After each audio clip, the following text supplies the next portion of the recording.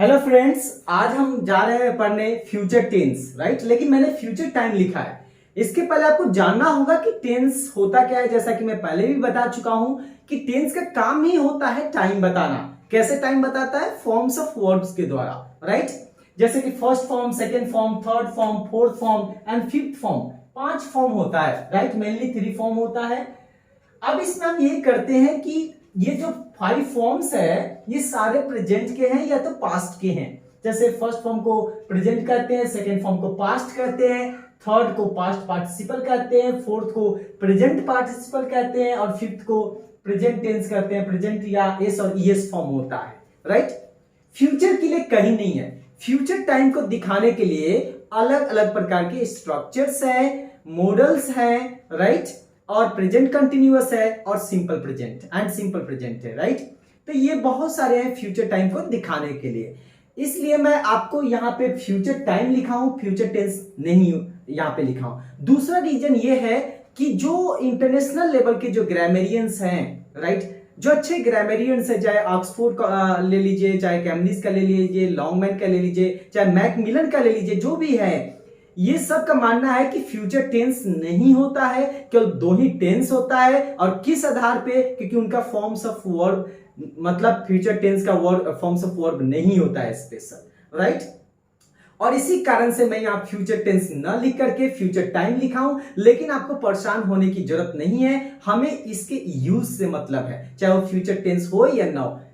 Future time को दिखाने के लिए तो है, मतलब कि ये सब फ्यूचर टेंस का काम कर रहे हैं। मतलब ये जो स्ट्रक्चर है ये सारा ये फ्यूचर टेंस की तरफ ही इशारा कर रहे हैं, राइट। तो हमें उसमें नहीं पढ़ना है कि टाइम का ये नहीं दे रहा है, टेंस का नहीं दे रहा है, यहाँ पे कैसे क्या है, कोई उसमें उलझन में नहीं आना है, राइट। अब हम आगे देखते हैं। फर्स्ट क्वेश्चन होता है कि शैल यहां पे हमें एक चीज देखना होगा। यहां पे हम प्रेजेंट में है, राइट। एक होता है फ्यूचर इन द प्रेजेंट और एक होता है फ्यूचर इन द पास्ट। आप लोग को लग रहा होगा ये नया है, लेकिन हम इसको समझेंगे। यहाँ पे लाइन पे ये प्रेजेंट है, राइट, और ये फ्यूचर की तरफ है और ये पास्ट की तरफ है। तो हम क्या करते हैं ना, जो भी फ्यूचर का प्रिडिक्शन करते हैं, जो भी फ्यूचर के प्लान बनाते हैं, अरेंजमेंट करते हैं या पॉसिबिलिटी या प्रोबेबिलिटीज तय करते हैं, वो सारे के सारे प्रेजेंट में होता है। मान लीजिए हमें हम बताना है कि आई शैल गो देयर, मतलब आई शैल गो देयर हमने किसी टाइम को ये कर लिया क्या, तो 7 तारीख को, 7 जुलाई को, 8 जुलाई को, जितना भी हो, तो मैंने ये किया है। तो ये फ्यूचर टाइम के लिए मैंने प्लान बनाया है या पॉसिबिलिटीज है, जो भी है। तो ये जो है ना प्रेजेंट में रह के हम देख रहे हैं। जैसे आई शैल गो देयर, हम प्रेजेंट में कह रहे हैं कि आई शैल गो देयर, मैं वहां जाऊंगा, राइट। तो प्रेजेंट में हम कह रहे हैं फ्यूचर के बारे में। दूसरा होता है पास्ट में किसी पॉइंट पे हमने इस चीज को कहा, हमने किसी पास्ट के किसी पॉइंट पे हमने इसी चीज को अगर कहें तो वहां पे वो हो जाता है फ्यूचर टेंस पास्ट का, राइट। क्योंकि पास्ट में भी तो हमने सेम बात कही। और एक चीज और देख ले, हम जो प्रेजेंट में कह रहे हैं, ठीक है, यही फिर आगे जाएगा, ये ऑटोमेटिक पास्ट बन जाएगा, ठीक है, ये ऑटोमेटिक पास्ट बन जाएगा। और इसी कारण से हम इसके लिए तो विल यूज कर देते हैं और इसके लिए हम वुड का यूज करते हैं। जैसे मैं अगर कहूं आई विल, यहां पे कह रहा हूं आई विल गो देयर या I will go on Monday, जो भी है यहां पे कह रहा हूं, तो यहां पे जब ये पास्ट बन जाता है, हम यहां से सोच रहे हैं और ये पास्ट ऑटोमेटिकली बन चुका है, तो हम यहां पे कह रहे हैं आई वुड गो देयर, यानी विल का यहाँ पे वुड हो गया। कहने का मतलब क्या है यहाँ पे फ्यूचरिटी, लेकिन ये पास्ट बन चुका है। यहाँ पे भी फ्यूचर है लेकिन अभी प्रेजेंट है, अभी फ्यूचर बीता नहीं है, राइट। फ्यूचर पास्ट नहीं बना है, ये हमें जरूर समझना चाहिए। तो हमेशा ध्यान रखिए, पढ़ने से पहले मैं समझा दूं कि जो भी हम प्रेजेंट में फ्यूचर के बारे में हम सोचते हैं, विश्वास करते हैं, प्लान बना रहे हैं, कुछ भी है, राइट, जब ये पास्ट बन जाएगा तो हमें उसका भी हेल्पिंग वर्ब का पास्ट बनाना पड़ेगा। जैसे विल का वुड है, शैल का शुड नहीं होता है, क्योंकि एक ही है, शैल का शुड वहां पे नहीं होता है। इज एम आर अगर है तो वॉज वर्ब में चेंज हो जाएगा। एक एक करके हम देखेंगे।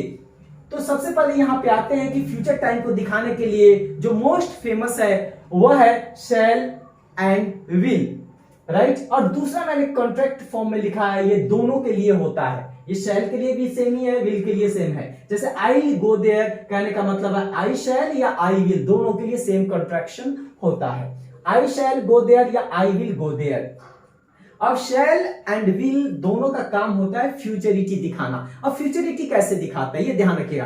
प्रेजेंट में प्लान कोई नहीं है शैल और विल के बारे में, प्रेजेंट में हम उस चीज को बता रहे हैं, क्या हम सोचते हैं, क्या विश्वास करते हैं फ्यूचर के बारे में, एट द सेम टाइम हम बता रहे हैं। Okay, I shell go there या आई विल गो देयर, हमने प्लान नहीं किया है, किसी ने पूछा कि will you go there, yes I will go there, right, हमने तुरंत बता दिया, प्लान हमने नहीं किया है। तो प्रेजेंट मोमेंट पे, एट द प्रेजेंट मोमेंट पे जब भी हम फ्यूचर के बारे में कुछ बताते हैं या कुछ इंफॉर्मेशन देते हैं, जो सोचते हैं उसको बताते हैं, विश्वास करते हैं उसको बताते हैं फ्यूचर के बारे में जो भी है, तो वह जो होता है उसका हम शैल एंड विल की सहायता से बनाते हैं, राइट।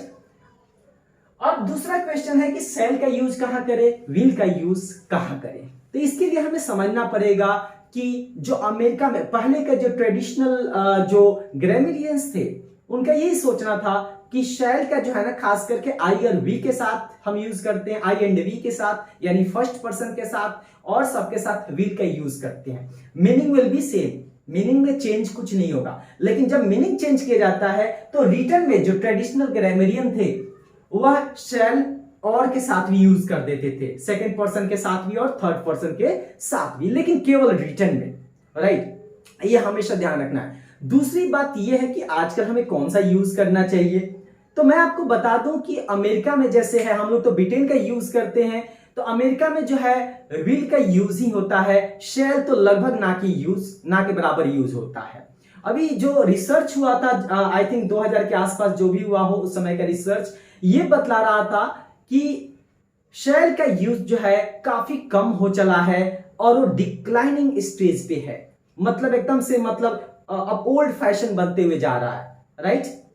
और ब्रिटेन में भी यही हाल है और यही हाल इंडिया में भी है, क्योंकि इंडिया में भी जो ब्रिटेन का भी इन्फ्लुएंस है और अमेरिकन इन्फ्लुएंस भी है, राइट, ब्रिटेन में भी अमेरिकन इन्फ्लुएंस आया हुआ है। तो इस कारण से जो मॉडर्न टेंडेंसी है, जो मॉडर्न ग्रामरियन है, वो ये कहते हैं विल का यूज करो, जहां भी करना है विल का यूज करो। अब शैल के बारे में क्या ख्याल है, ग्रेविन कहते हैं कि शैल जो है काफी ज्यादा फॉर्मल है और ये रिटर्न में ही यूज होना चाहिए, या हम ना यूज करें तो भी काम चल जाएगा, हम सबके लिए चाहे कोई भी पर्सन हो विल का यूज करे, ये आपके लिए 100% सही हो जाएगा। लेकिन अगर हम ट्रेडिशनल पॉइंट ऑफ व्यू से चले, चाहे कंपटीशन देखें हम, तो वहां पे आप आई और वी के साथ शैल का ही यूज करें और सबके साथ विल का यूज करें। दूसरा पॉइंट ऑफ व्यू जो है, शैल का यूज आजकल काफी कम हो चला है और इसीलिए आजकल जो है इसको मतलब ये कॉमन नहीं रहा, कॉमन हो गया है विल, राइट, मीनिंग आपका सेम ही होगा, राइट। तो ये आई थिंक क्लियर हो गया होगा। हाँ, एक चीज है यहाँ पे मीनिंग भी दोनों का बता दिया, फ्यूचरिटी दिखाता है और प्रेजेंट में एट प्रेजेंट मोमेंट क्या सोचते हैं, क्या बिलीव करते हैं फ्यूचर के बारे में, कोई प्लानिंग नहीं है, प्रेजेंट मोमेंट में जो हम फ्यूचर के बारे में कहते हैं उसका हम शैल और विल से हम बनाते हैं, राइट। और इसी कारण से मैंने शैल का शुड नहीं किया है यहाँ पे, और दूसरा पॉइंट ऑफ व्यू है विल का, लेकिन वुड जरूर कर दिया है। आई होप कि ये आपको समझ में आ गया होगा। आई विल गो देयर, मैं वहां जाऊंगा, फ्यूचरिटी बताता हूं, क्या अभी मैं सोचता हूं, कोई प्लानिंग नहीं है, मैं वहां जाऊंगा, राइट।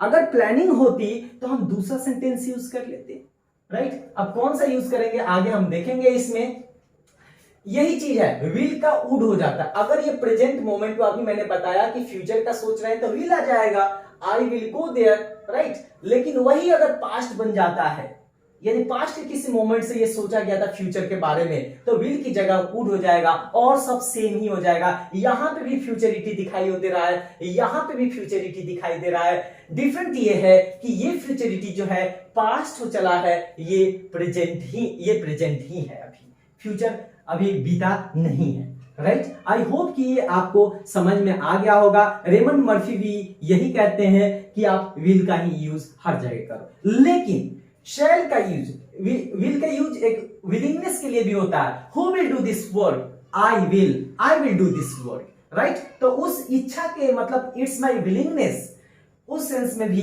विल का यूज होता है। अब यहां पे देखें कि अगर हम इंट्रोगेटिव सेंटेंस बनाते हैं, शैल आई या शैल वी, मतलब फर्स्ट पर्सन के साथ, तो यहां पे थोड़ा सा मीनिंग चेंज हो जाता है क्योंकि ये ट्रेडिशनल स्ट्रक्चर को यहां पे लिया गया है। ये इसलिए होता है क्योंकि यहां पे मीनिंग चेंज हो जाता है। ये यूज होता है इंस्ट्रक्शंस के लिए, सजेशंस के लिए या ऑफर सर्विसेज के लिए। अगर मैं कहूं शैल आई टेक योर कोट, क्या मैं आपका कोट ले लूं, तो यहां पे एक तरीके से कि क्या आप कोट ऑफर करेंगे, right. Shall we go to watch that movie, क्या हम लोग मूवी वॉच करने चले, तो यहाँ पे सजेशंस आ जाएगा और यहाँ पे ऑफर सर्विसेज आ जाएगा आपका, राइट। तो उस सिचुएशन में हम शैल आई क्या करते हैं, shall we start, okay. Suggestions की बात हो रही है, आप बताइए कि स्टार्ट करें या नहीं करें, राइट। लेकिन अगर वही विल की सहायता से उसको बनाए, what time will you reach there, तो ये केवल इंफॉर्मेशन पूछने के लिए होता है, right. What time will you reach there, ये केवल और केवल इंफॉर्मेशन के लिए है कि कब तुम वहां पे पहुंचोगे। दूसरी चीज है that's very important, legal language में, जैसे कि कॉन्ट्रैक्ट हो गया, कोई डॉक्यूमेंट हो गया, राइट, उस सिचुएशन में हम शैल का यूज करते हैं, लेकिन फ्यूचरिटी दिखाने के लिए नहीं, मेनली हम वहां ऑब्लिगेशन दिखाने के लिए करते हैं। ऑब्लिगेशन मतलब कंपल्सन, लीगली कंपल्सन है कि नहीं, लीगली आपको करना होगा।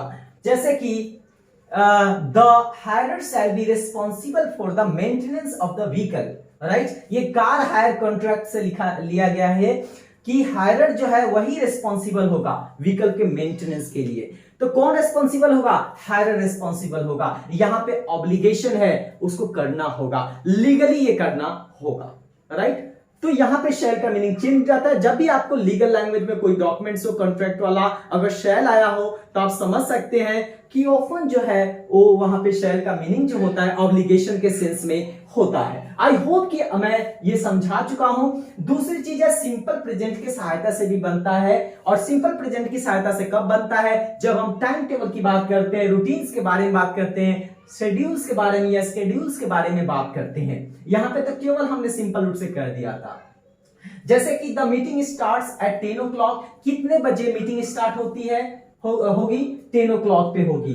तो ये क्या है कि ये एक तरीके से टाइम स्केड्यूल किया गया है कि मीटिंग इतने बजे होगी, राइट। ये टाइम टेबल का हिस्सा भी हो सकता है। अब ये चीज है, हमें ये देखना है कि यहाँ पे 10 ये लिखा हुआ है, हम ये 10 लिखे या ये 10 लिखे। तो एक मान्यता है कि भाई 10 अगर ये लिखते हैं तो फॉर्मल हो जाएगा, ये लिखते हैं तो थोड़ा सा इनफॉर्मल हो जाएगा। ये थोड़ा सा ये माइंड सेट है और कुछ नहीं है, नहीं तो कोई डिफरेंस इसमें नहीं है। What time does the train arrive in Paris, मतलब कितने बजे ट्रेन पेरिस में पहुंचेगी। तो यहाँ पे जो है पहुंचेगी, यानी कहने का मतलब हम यहाँ पे उसके शेड्यूल के बारे में बात करें कि कितने बजे का शेड्यूल है, क्या उसका टाइम टेबल है, तो इस चीज के बारे में हम बात कर रहे हैं, राइट। अब प्रेजेंट कंटिन्यूअस में देखें तो इसकी सहायता से भी बनता है। जब हम fix arrangement, fix plan, programme के बारे में बात करते हैं, जैसे Mohan is starting work on Monday, तो यहां पे क्या देख रहे हैं कि ये फिक्स हो गया है, फिक्स प्लान है कि मोहन जो है मंडे से काम शुरू करेगा, right. I am going to my village tomorrow, fix plan है कि मैं कल गांव जा रहा हूं, मैं कल गांव जाऊंगा मैं, राइट। तो ये चीज आपको ध्यान रखना है। कई लोग गागेगी के माध्यम से समझते हैं, गागेगी होता है तो फ्यूचर टेंस होता है, नहीं, हमें ये देखना है प्लान फिक्स है, अरेंज्ड है, या केवल हम ऐसे ही बात कर रहे हैं, पॉसिबिलिटी है, क्या है, उसके आधार पर हम स्ट्रक्चर को पिक करते हैं। तो यहां पे केवल प्रेजेंट कंटिन्यूअस का यूज किया जाएगा। खास करके एक चीज ध्यान रखना है क्योंकि प्रेजेंट कंटिन्यूअस में प्रेजेंट को भी दिखाता है और फ्यूचर को भी दिखाता है, इसलिए जरूरी होता है कि आप कोई ऐसा वर्ड लिखे जिसे फ्यूचर मालूम चले। जैसे ऑन मंडे से पता चल जाएगा फ्यूचर टाइम के बारे में बात कर रहे हैं, टुमारो से पता चल जाएगा कि हम फ्यूचर टाइम के बारे में बात कर रहे हैं। तो इससे बेहतर हो जाएगा, क्लियर हो जाएगा कि ये फ्यूचर टेंस को दिखा रहा है, राइट। तो ये क्लैरिटी लाने के लिए ये काफी जरूरी होता है। आई होप कि ये आप समझ गए होंगे, राइट। अभी और भी है फ्यूचर टाइम में, जैसे कि बी गोइंग टू के माध्यम से, हैव टू के माध्यम से, B+2 के माध्यम से भी आप बता सकते हैं, राइट। तो अगले वीडियो में मैं आपको बताऊंगा इन सब के बारे में और उसके बाद से आपको मॉडल्स बताऊंगा। होप कि आप लोग समझ गए होंगे। Thank you so much for your attention.